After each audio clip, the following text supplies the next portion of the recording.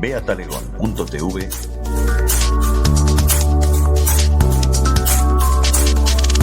Grupo de control.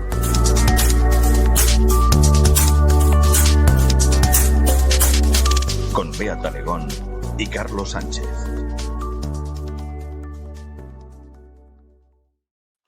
Muy buenos días, muy buenas tardes, muy buenas noches a todos. Hoy un grupo de control, muy esclarecedor, ya lo veréis. Tenemos una entrevista muy interesante. Hoy nuestro invitado es Jacob Nordangård, que es investigador, autor, hace conferencias públicas y es músico. Esto lo compartimos. Me puso muy contento cuando estaba leyendo su libro y leí su biografía al principio.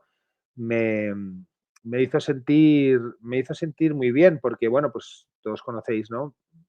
Mi trayectoria, ya sabéis que yo también soy músico y que, bueno, todo esto del periodismo ciudadano es una cosa sobrevenida, pues una cuestión de responsabilidad moral, ¿no? Un compromiso moral con, bueno, pues con el esclarecimiento de ciertas cosas que se pretenden ocultar de manera sistémica, ¿no? Y bueno, pues conocer a una persona que ha escrito libros sobre mis líneas de investigación también, compartimos un poco la dirección de nuestra investigación y además ver que es músico me ha hecho sentir muy identificado, como podéis entender, ¿no? Él es doctor en Tecnología y Cambio Social, es máster en Ciencias Sociales en Geografía, máster en Ciencias Sociales en Cultura y Producción de Medios.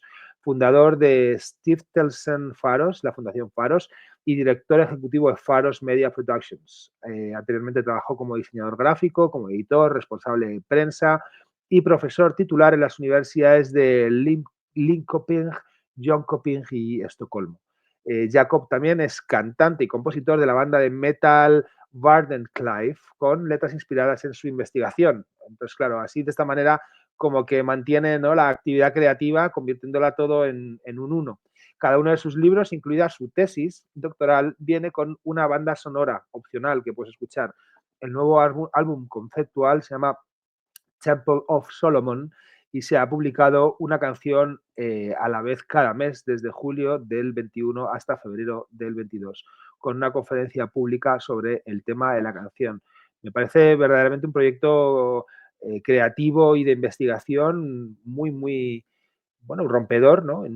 Es un concepto nuevo y verdaderamente me da mucho la atención. Hoy vamos a hablar de dos libros que ha publicado en 2020-2021. El primero se llama El Global Coup d'État, el golpe de Estado global. Este es el último que ha escrito. Y el anterior se llama Rockefeller Controlling the Game, los Rockefeller controlando el juego.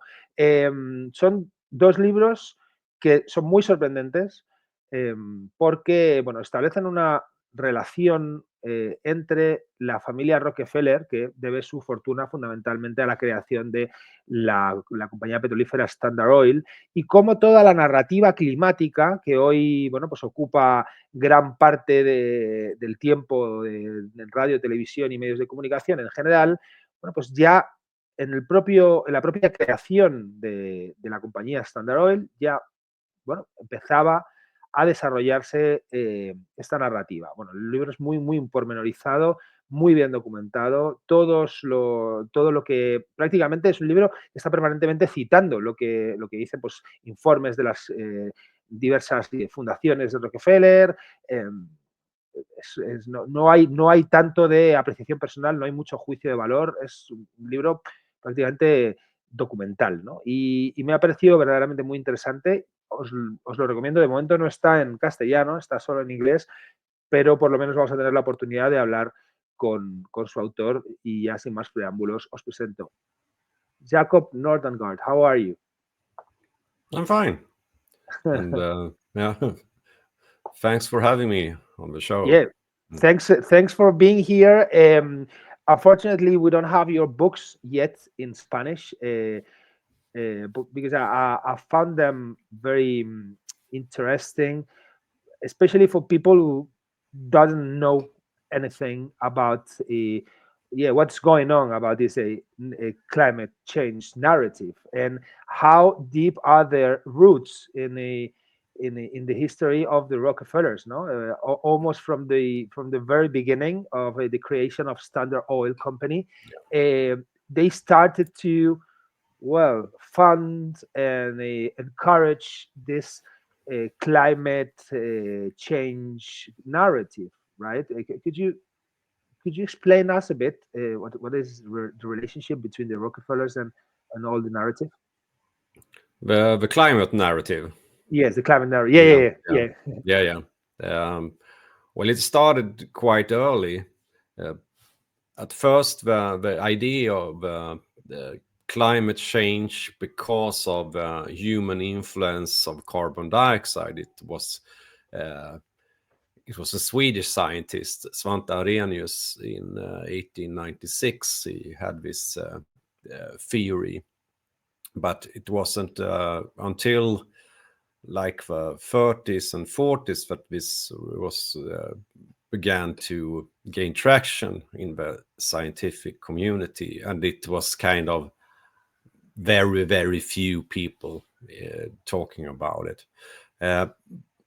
It was one British scientist and called Guy Callender, and a German scientist that was employed by the German Air Forces during the Second World War, Luftwaffe.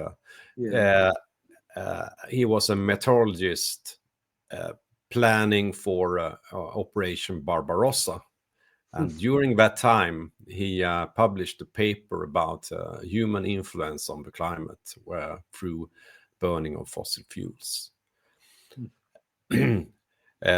We know what happened with he might not have been the best meteorologist, because we know what happened for the German army in Russia, but they didn't expect the cold weather, probably. Yeah.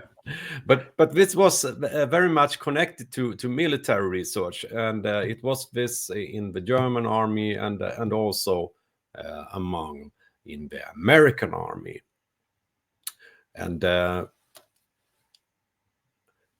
also connected to Sweden. We have one of the first people involved in this. Is called his name was Carl Gustav Rossby from Stockholm, from the Stockholm University, and he was actually student to Svante Arrhenius, the originator of this theory. And Rossby went to America. He got a scholarship from the Guggenheim Foundation. So because he had a mission, when he came to the United States, he was invited to the networks of a very rich and influential. Of course, the Guggenheims were part of that. But he became a scholar at the Woods Hole Oceanographic Institution. And that was created by the Rockefeller Foundation from the beginning. And he also built up the meteorology department at the University of Chicago. And the University of Chicago was a university that was founded and funded heavily through the Rockefellers, and initially by John D. Rockefeller, the founder of Standard Oil. And he was also involved with the American military during the Second World War. He became a citizen also of the United States, so he could be a part of that. So, and these theories about carbon dioxide became a part of the military research that Rossby was involved in, but also some other Americans. And one of these were Roger Revelle from the Scripps Institution of Oceanography in California. The two of them were the main proponents during the 50s of this theory.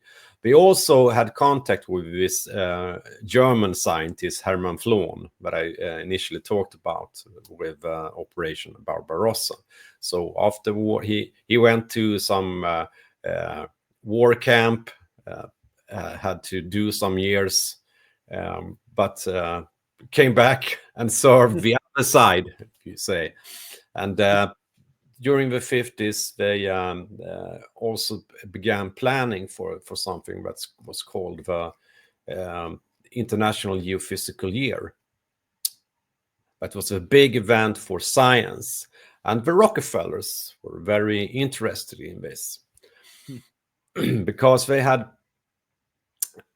the first thing, the Rockefellers had been very, very involved in setting up of the United Nations in 1945, after the war.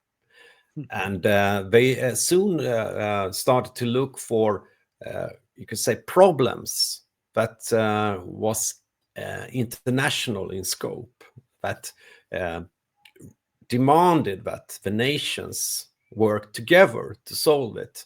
And they released a report during the 50s called the Special Studies Project that identified a couple of these global problems. And they said that science was very important in international cooperation. The scientific field was one field that since very, very early on, I mean, since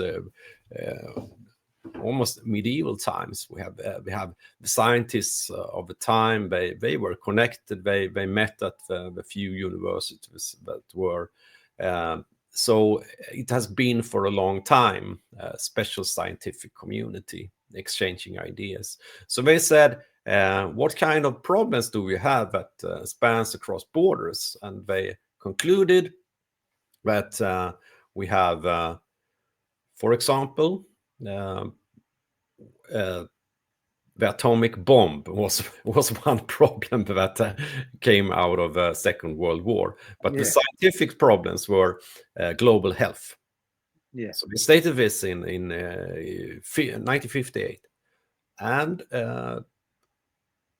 oceanography and meteorology, climate change. So in this report, it was stated. And Roger Revelle and Rossby, very connected to the Rockefeller network, became their mission to make this the big issue. Rossby, he died of a heart attack quite early. So instead, that work in Sweden was done by his student, Bert Bolin. But also came to United States, was a doctoral candidate at the University of Chicago, and he was also at a couple other institutions. And they were the ones that became responsible for setting up this. And they had a conference in 1963, I think it was, that was arranged by another Rockefeller institution called the Conservation Foundation. Yeah. And during this, there were a few signs. They brag about it afterwards, that this was the first international conference about the climate, and that discussed human interference because of the release of carbon dioxide. Yeah. There was only 7 scientists at this conference. The rest were more the investors, people, stakeholders, probably. The people behind this Conservation Foundation. That was vice president of this organization was Lawrence Rockefeller, one of the Rockefeller brothers that was a part of his special studies project. So from that on, the ball started to roll. Yeah. Yeah.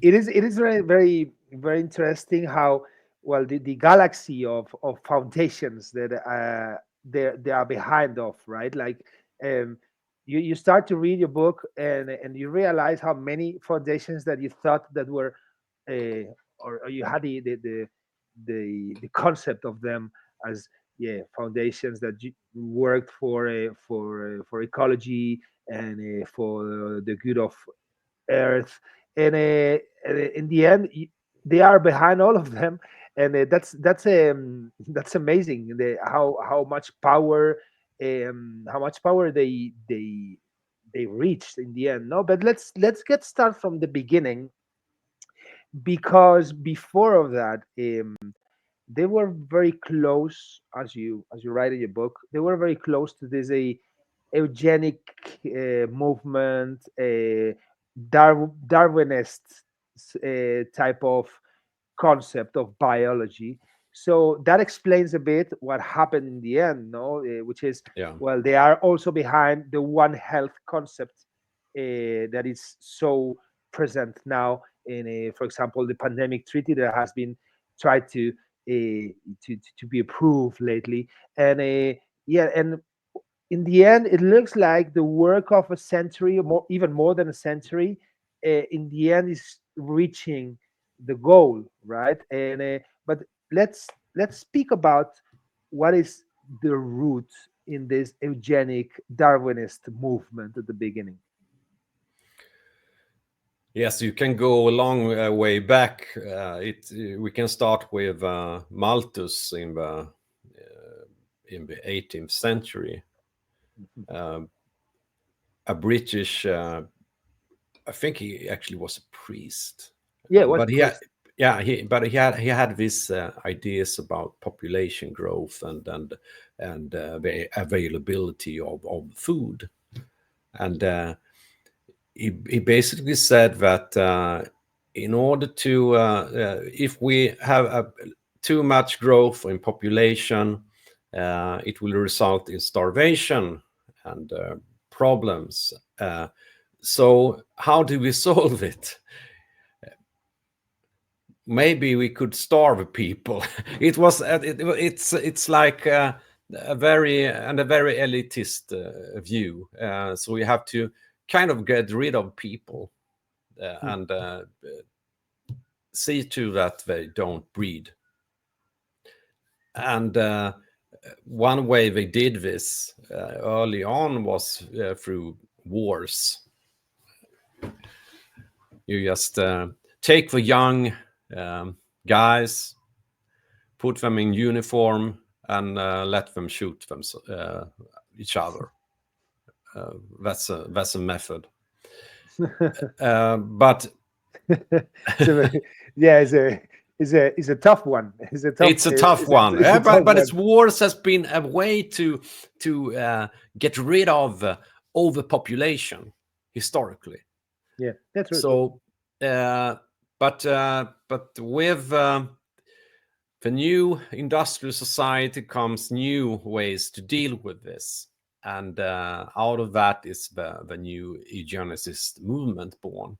But also ideas of we have to get rid of the weak, the feeble-minded, the all those that are not good enough. We only want the best ones to breed in the society, and we as an elitist group, we that are more evolved, will decide over the people's fate. And the Rockefellers was a part of this. It's a very upper class and elitist thinking. We are the shepherds, and we manage the sheeps. And through all the scientific discoveries in the 19th century, they had new ways to do this, and one of was the pharmaceutical industry. or medicine, and medicine that was used for bringing down population, bringing down fertility. And they worked with this from when the Rockefeller Foundation was founded in 1913, and also through, they funded also German institutions like Kaiser Wilhelm Institute about eugenicists. It was there with money until the start of the Second World War. Yeah. So Well, they yeah. That were sometimes heavily there is the concept of people.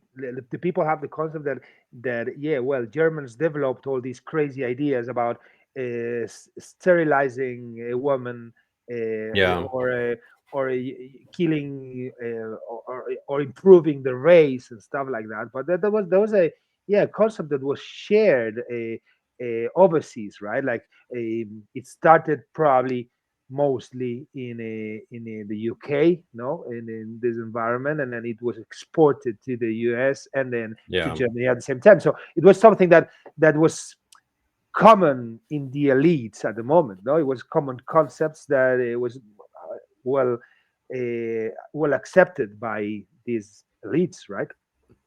Yes, it was. I mean, it was the common view, and also the common view in the scientific community. That was this is things that we have to solve. That is important.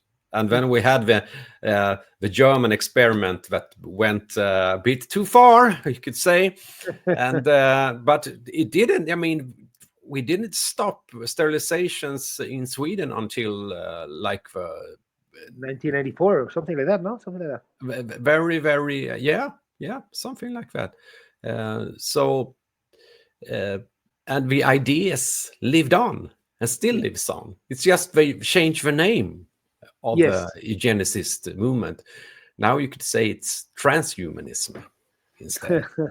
Yeah, And- yeah. You if can, you take to the extremes, but it changed name to, and you have genetics, and but it's because we couldn't use that anymore. We couldn't say in Sweden we talked about racial biology, and we had an institute that actually was run by it was run by a scientist, but one on the board of a racial biology institute in Sweden, we found Svante Arrhenius, the originator of CO2 theory.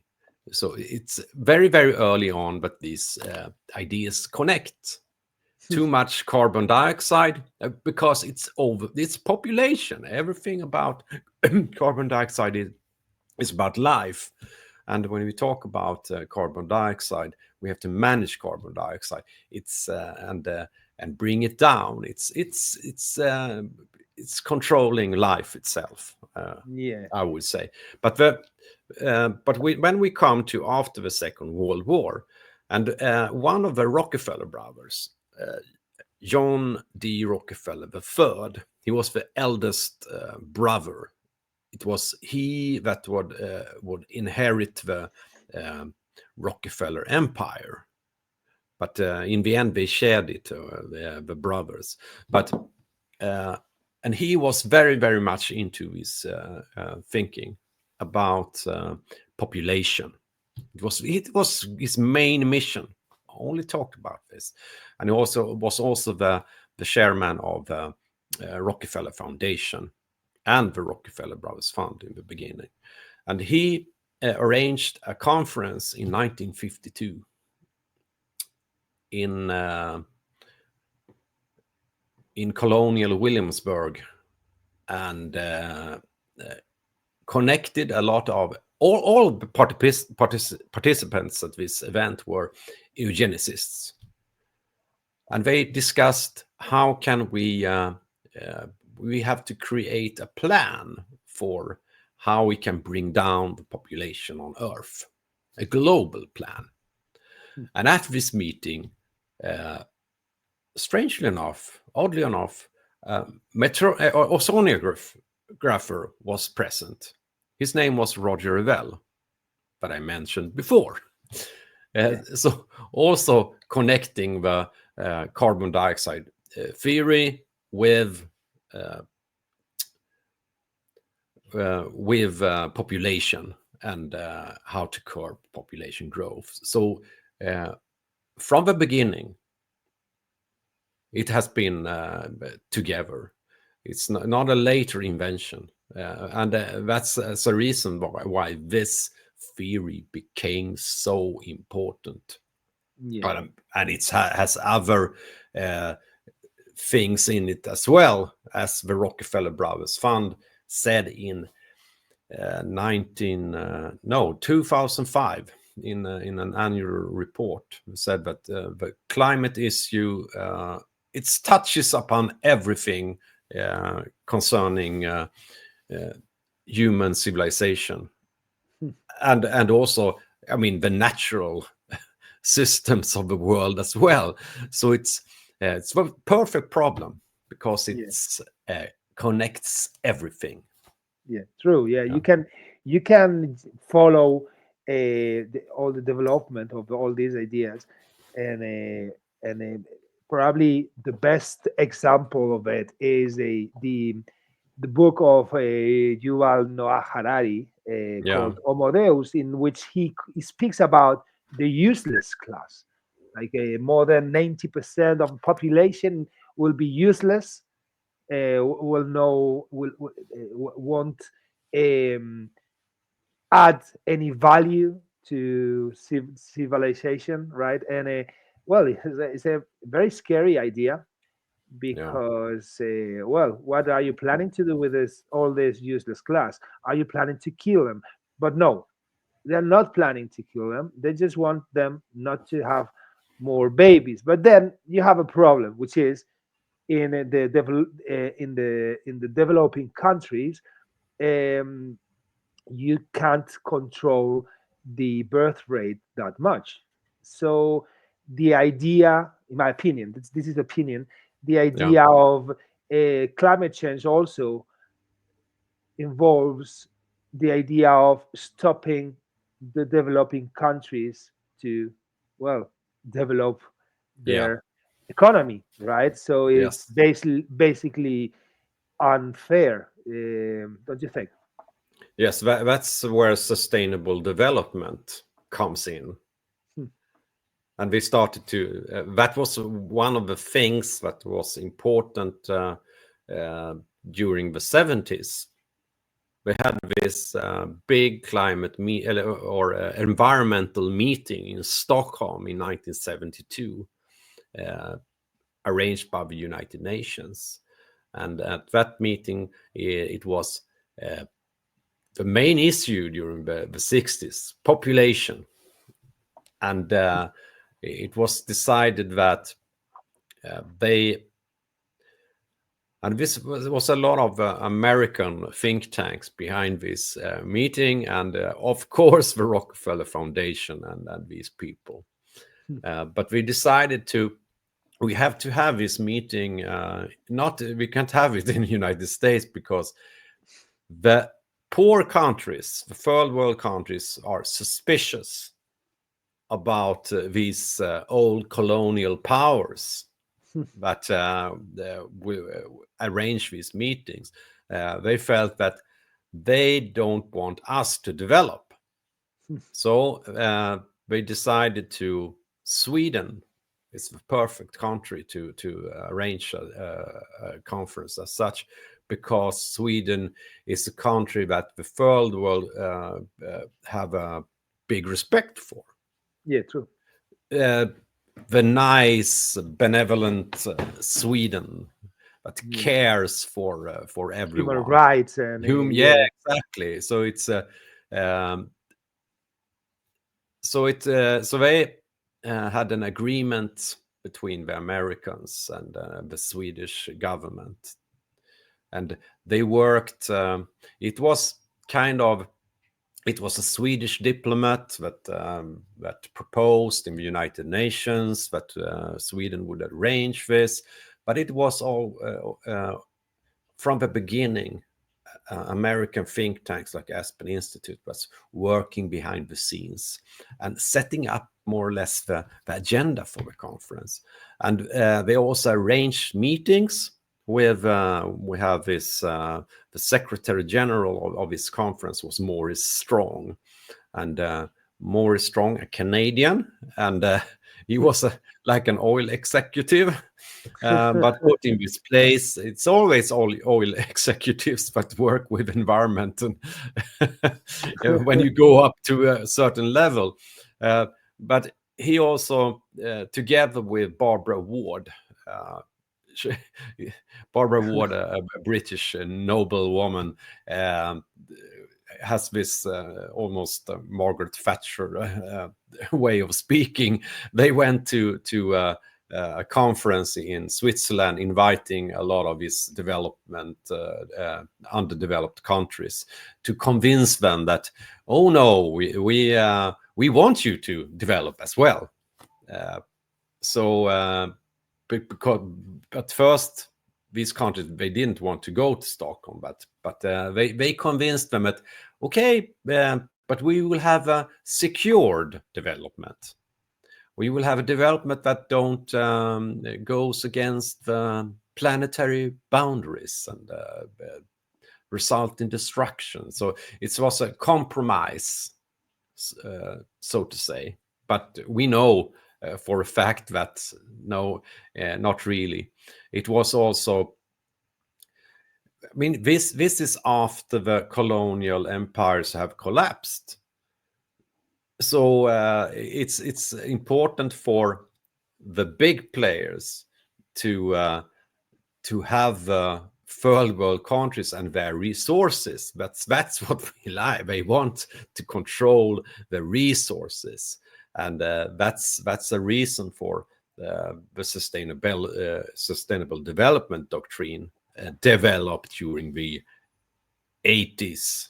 And more or less, it starts a lot with this conference in 1972, but it's a development for the mega corporations, and maybe you can bribe the world countries' leaders and so on. But it's always been this way.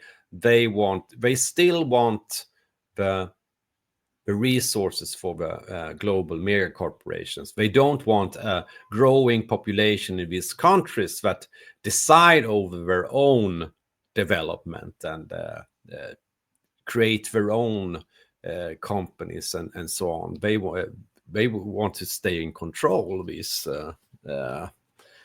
old colonial powers. Yeah, true. Well, but modern colonials, even, I mean, if you think of a certain country pushing on other countries, well, but that's not that's not the way anymore. No, it's the power of corporations against the state, the nation states. No, somehow, and but that's why maybe they've been also very concerned about the idea of creating a world government, right? So that's why you can find that, well, the site of the World Health Organization, it's owned by them. The site of the UN, the United Nations, is owned by them, and also they've been behind the idea of climate change from the very beginning of their creation. Also, they've been behind the idea of the One Health concept, on which they try to involve not only the health but the climate, the food supply, everything, and that's why they've created also, or they've helped to encourage the World Economic Forum, on which they present their ideas for the policymakers to comply somehow, right? So it's World Economic Forum was very important for them, and that's a key component of the new global governance structure. And also we find the Rockefellers involved in this, with their henchman, Henry Kissinger. Henry Kissinger was the director of a special studies project in the 50s, where the Rockefellers stated themselves that our mission is to shape a new world order in all its dimensions, political, economic, culture, and so on. And Kissinger was at Harvard, and Harvard is a very, very important hub university. We also, during the 60s, David Rockefeller, the banker from Chase Manhattan Bank, also the chairman of the Council on Foreign Relations, powerful think tank, everything. At Harvard, Klaus Schwab came as a student from Switzerland, and his mentor was Henry Kissinger. For the people that are following us that don't know who Klaus Schwab is actually the head of the World Economic Forum, and he's massively important. Yeah, he is very important, and for those, he was not well known before the pandemic declaration in 2020, and I hadn't heard of him before like 2015, 2014, I think. But at that time, World Economic Forum became very, very, very important in setting the agenda, at least.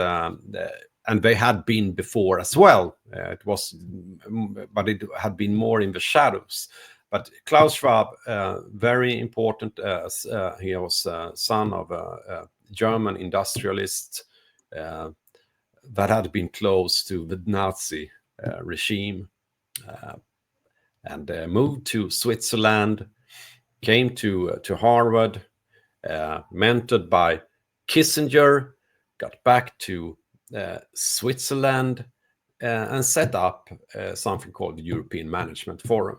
And the European Management Forum developed into a World Economic Forum, and got support from the European Commission, and also a lot of Harvard professors was at these meetings. And at the third meeting, the Club of Rome presented their dire projections for the world, and that is Malthusianism. Yeah, true. Yeah. Could you please explain shortly the relationship between the Trilateral Commission, the Club of Rome, and the World Economic Forum? Because it seems to be like a combined power. Maybe some people doesn't know what they are. Yes. First up, Club of Rome, founded in 1968. The first meeting in Rome, that's why it's called the Club of Rome. Accademia dell'Ince was the place. And a couple of months later, they had a big meeting at Bellagio in Italy. A meeting with global planners and system theorists that discussed how to plan futurist planning for the world. And out of that was the Club of Rome became a big, a very, very important think tank after that meeting. They released a couple of years later the Limits to Growth report. The Limits to Growth. That's a Bible of new Malthusianism, and that's rehashed Thomas Malthus with, but using data projections about the future. And so set up at the Bellagio Center run by the Rockefeller Foundation.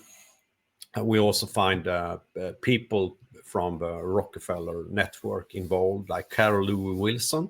Carol Louis Wilson was a part of his special studies project that was led by Henry Kissinger in the 50s. And Carol Louis Wilson set up a couple of conferences about climate change in the early 70s that more or less made this climate change agenda part of the United Nations agenda. So very, very important. He also was at the MIT that decided that they would use this data modeling to influence policymakers about the future. So the Club of Rome, also funded by Giovanni Anelli, industrialist in Fiat, Fiat, yeah, exactly. And a close friend of David Rockefeller, wow. the head of Chase What a Manhattan Bank. coincidence. What a Yeah, coincidence. exactly. It's always with people. And we also find in the Club of Rome Max Kornstam. Max Kornstam, he was in the Bilderberg Group as well. And in the Bilderberg Group, David Rockefeller, of course, as well. Carol Wilson was at the Bilderberg meetings. And and when we have in 1971 the birth of the European Management Forum that became the World Economic Forum, and again we find these people, Kissinger in the background, of course, Schwab, and the Harvard professors, and on the board of directors comes later Maurice Strong.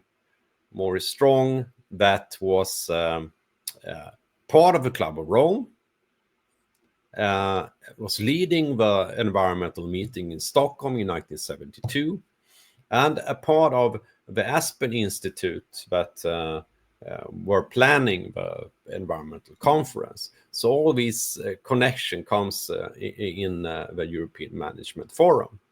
And just 2 years later, we have the founding of a trilateral commission, and the trilateral commission is very important. It's born out of the Bilderberg Group, and it was David Rockefeller, the banker, that was behind this idea, together with the geostrategist Zbigniew Brzezinski, that had written a book in 1970 called Between Two Ages, that talked about the future society, the technocracy, that Patrick Wood has talked a lot about this in his books, with the technocratic society being the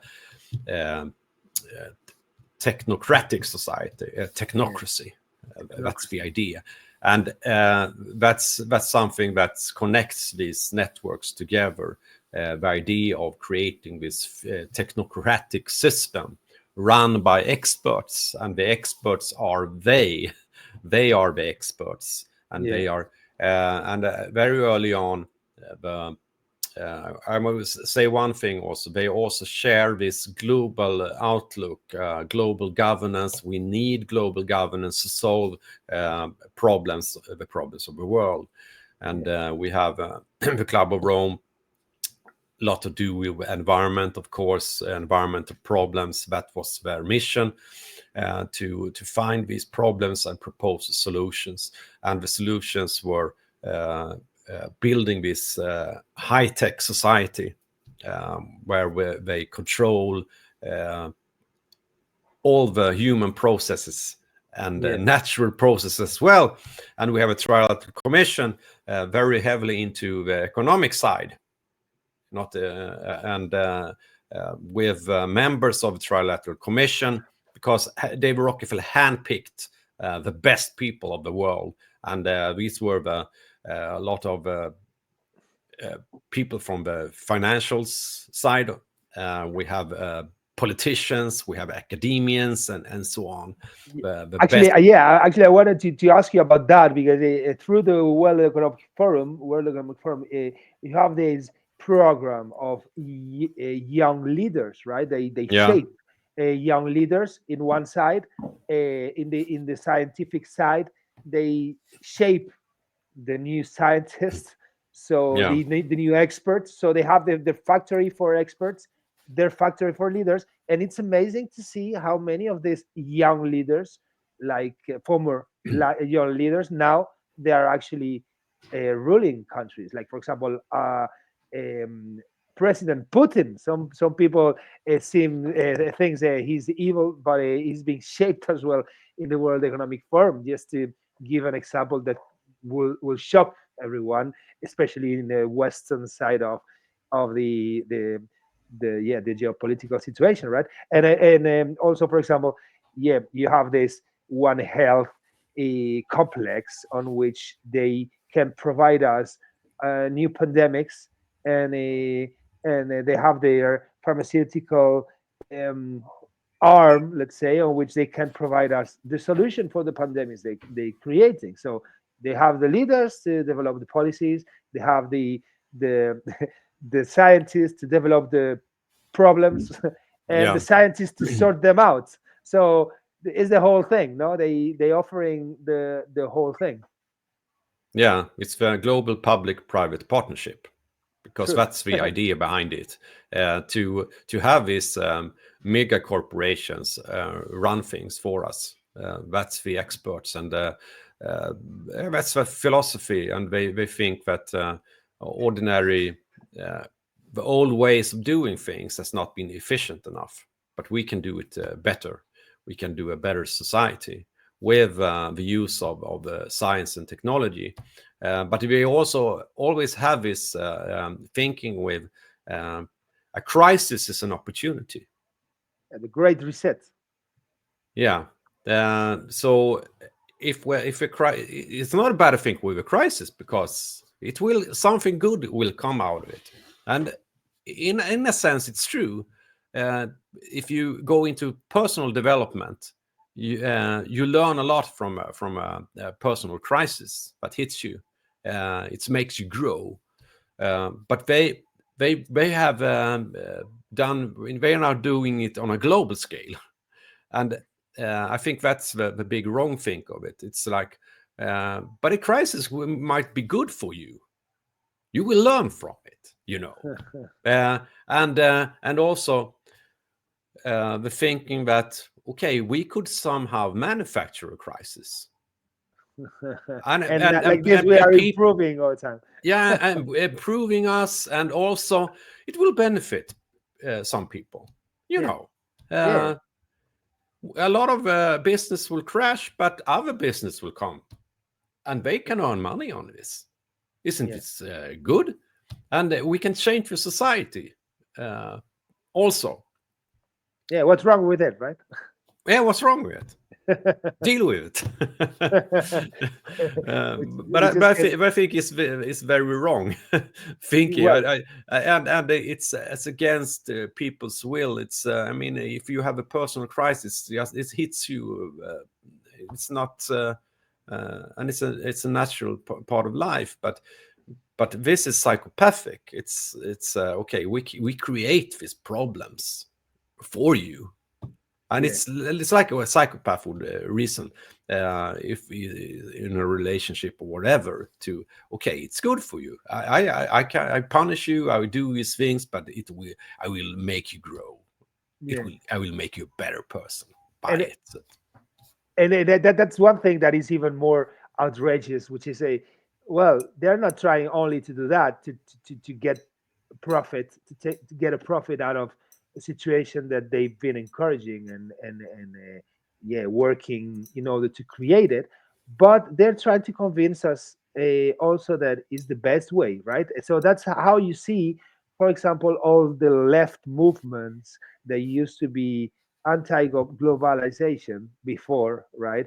Now they are assuming as own as his own the narrative of a climate change, the narrative of follow the science and get vaccinated, and you put the mask on, and the total compliance that all the left movements in the Western side are proposing all the time. No, that they are even more aggressive in terms Yeah. of looking for people's compliance of all this, craziness, is it?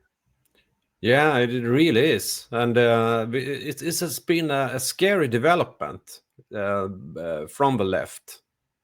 I mean, I remember being during the 90s when I was young. It was, I mean, I had a lot of leftist friends, and especially when you're a musician, Yeah, true. Yeah. it's a lot of that's the working class, and we fight against the man, the big corporations, and everything. But it's just has changed so dramatically. Yeah, It's so fast. scary, and the thing is, I said these things. I made an album in '93 with my metal band at that time, and I had this. It was very against, I mean, the evil capitalists that's trying to ruin the world and everything. I had this, and all the left people at the time, they loved this. They thought, so we could come to the concerts and think that it was good. And I haven't changed that. I still see. Me neither. That's the thing. I know I knew the villains at that time, but trying to create crisis and do these things. But today, the same people. But I know a lot of these leftish people that I was a friend of at that time, and at that they thought, okay, you're right. This is I agree with you, and now. They think I'm a lunatic, a crazy conspiracy theorist, whatever. But I say the same things, and now I also have backed up with 7 books and academic degrees. But it doesn't matter. No, you still. No, you still... now I'm an evil one for not complying with the dictates of the overlords. and it's how did they manage to do this? And and I have also an example from Sweden, where we had during the 70s we had a movement, the progressive movement. It was a lot of musicians and writing music on all very, very leftish and very much about American imperialism and fighting that, and a lot of great music actually came out of that.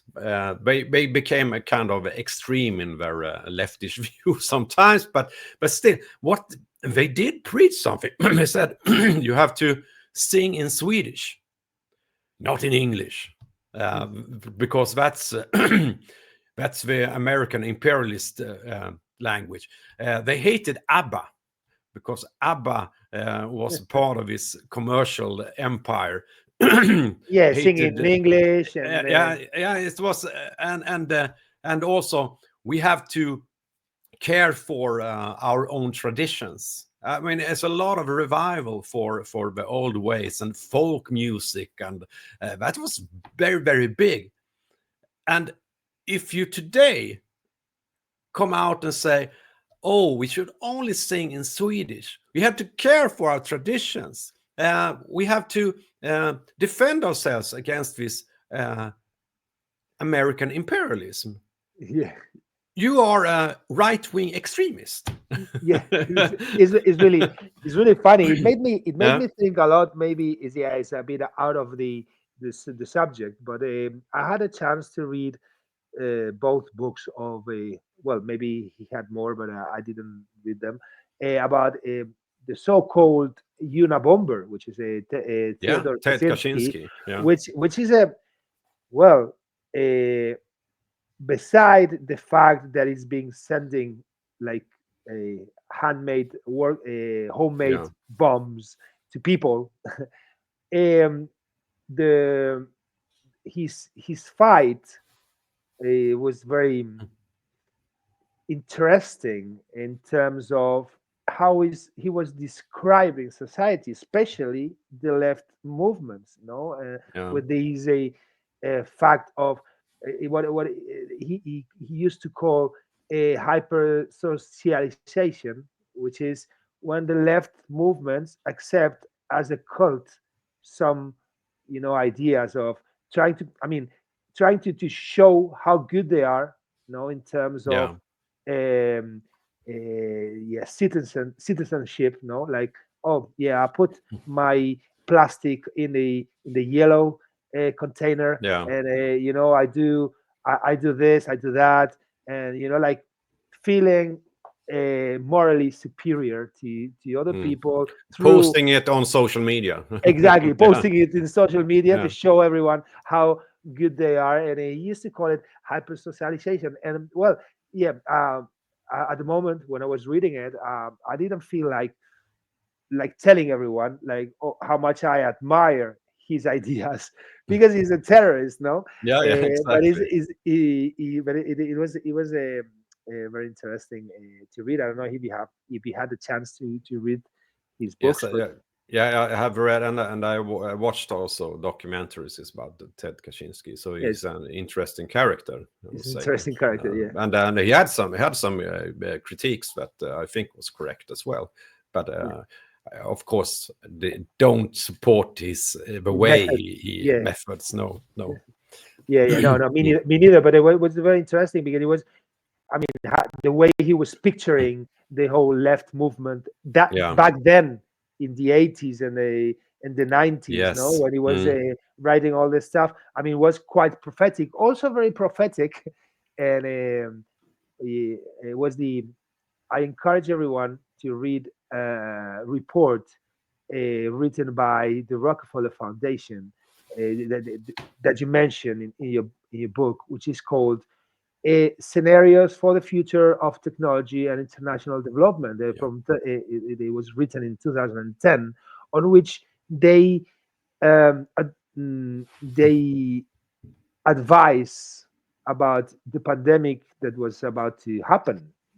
Yeah. And it's very uh, shocking how um, how precisely they describe what happened like 10 years later. No, you speak a lot about this in your book. I find it Yeah. also very interesting.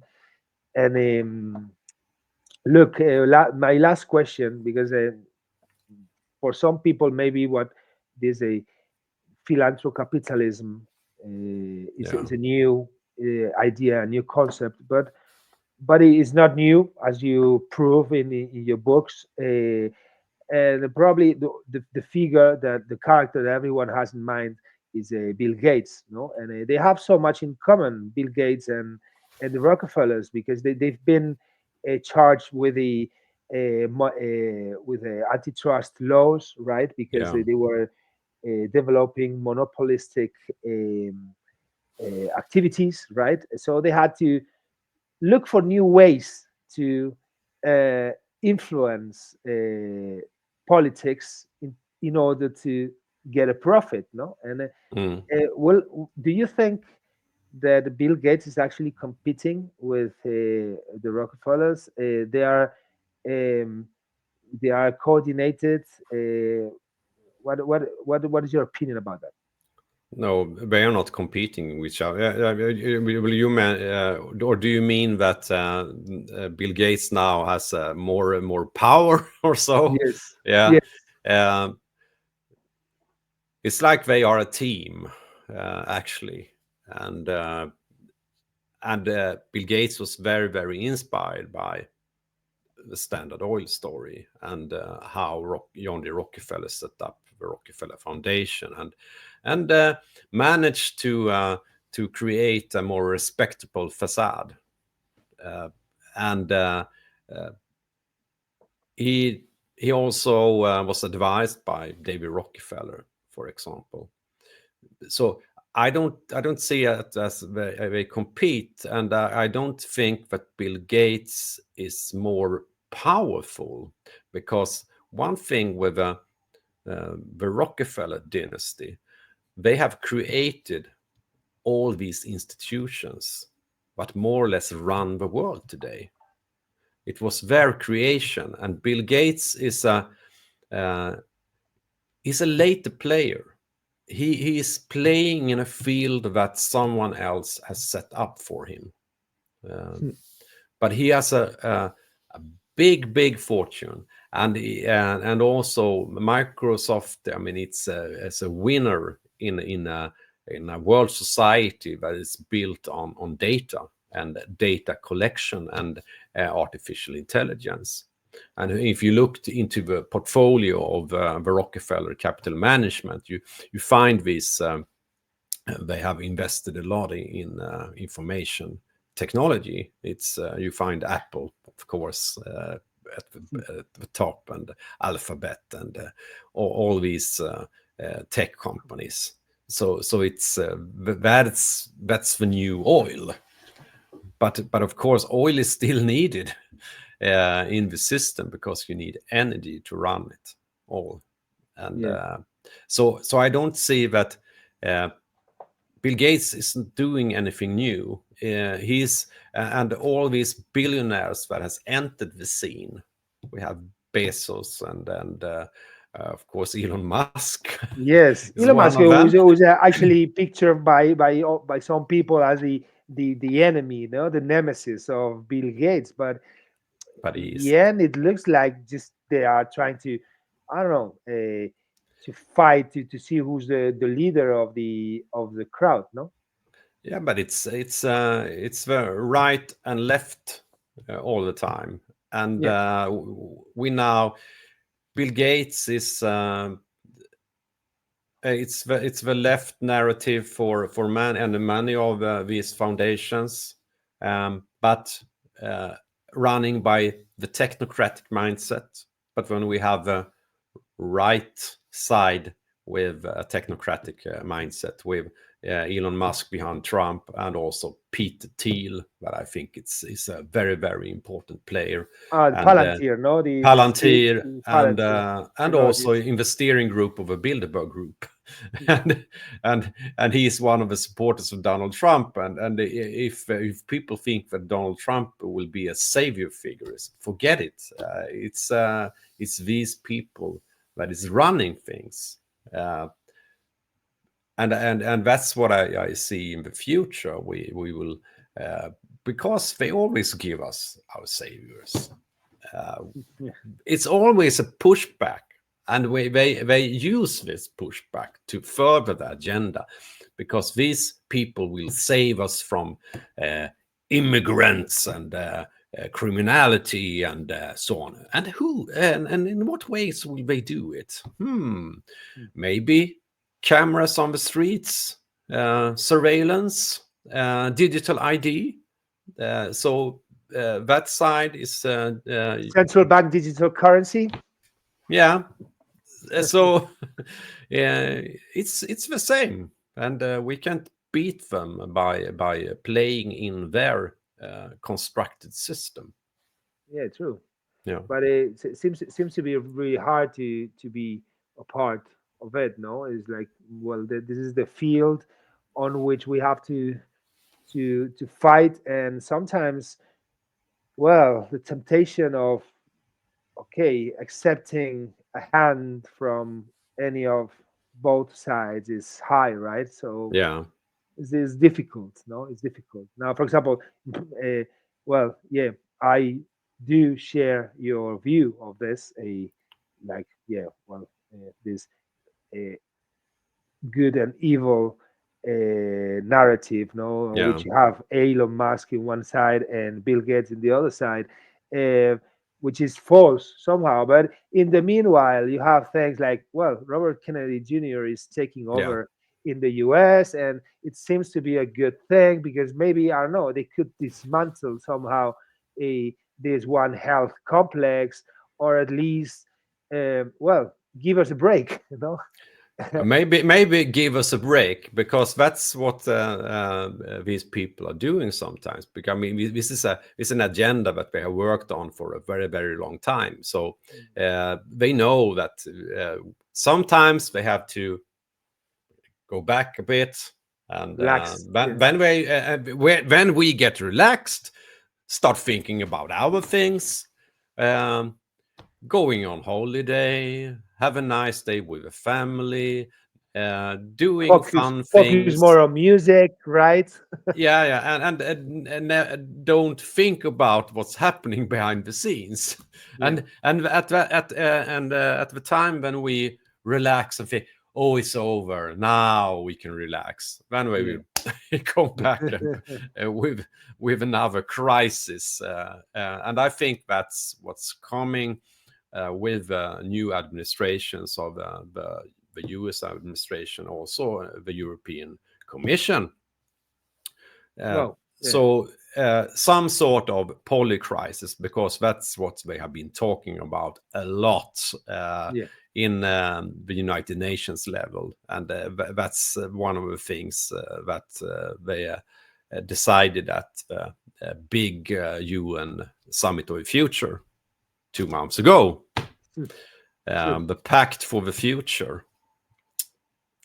Nobody has heard of it. No. And no TV channel has informed you. No.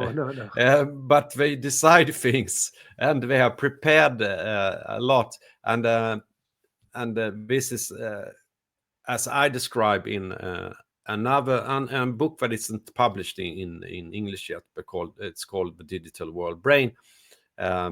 That's the goal of the United Nations, to develop into a digital world brain.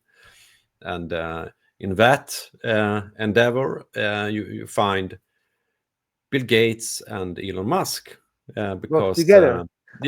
Because Elon Musk, he has all the satellite systems. And the Neuralink, all the technologies that Elon Musk is responsible for.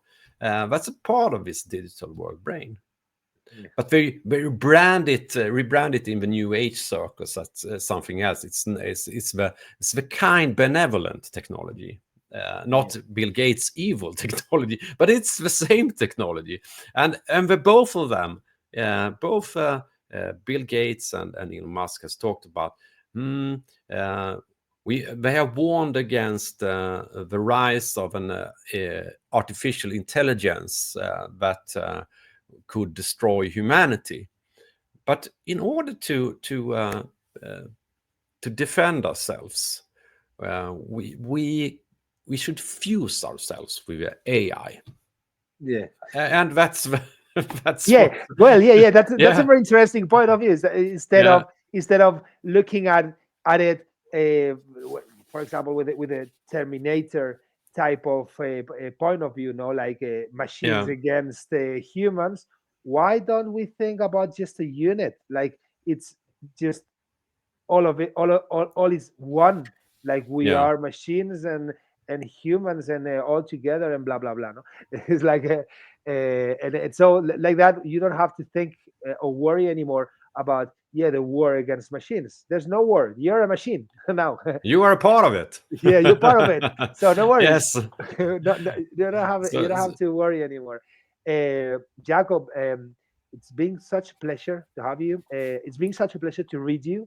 By the way, it's been very lightning, very telling. Thanks for your work. The contact has been made. I will be following your work closely. Please never hesitate to share whichever information you think it might be of our concern. And I wish you the best. Thanks for being here in Grupo de Control, and see you soon. Yeah, thanks for having me. It was a pleasure talking to you.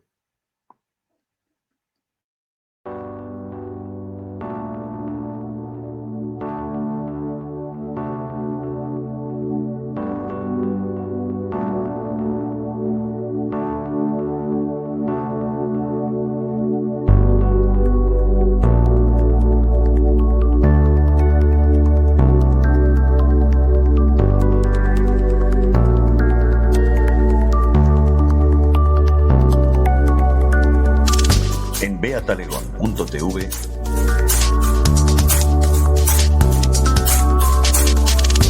Grupo de control.